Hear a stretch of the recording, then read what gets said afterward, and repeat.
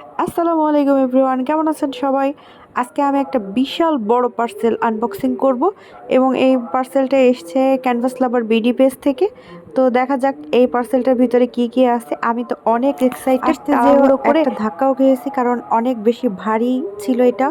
তো অবশেষে আমি এটা ওপেন করে প্রথমে দেখা ফেলেছি। যাচ্ছে যে অনেকগুলো ক্যানভাস ছিল কারণ আমি এই ক্যানভাসগুলো সবগুলো আমার পেন্টিংয়ের জন্য লাগবে।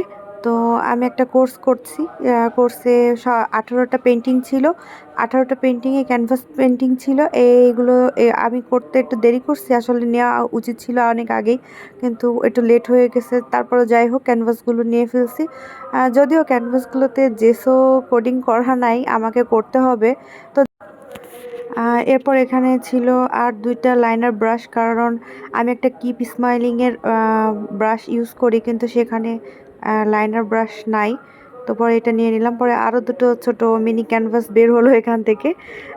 তারপরে এর সাথে একটা ইজেলও নিয়ে নিছিলাম, এটাও ছিল না আমার কাছে।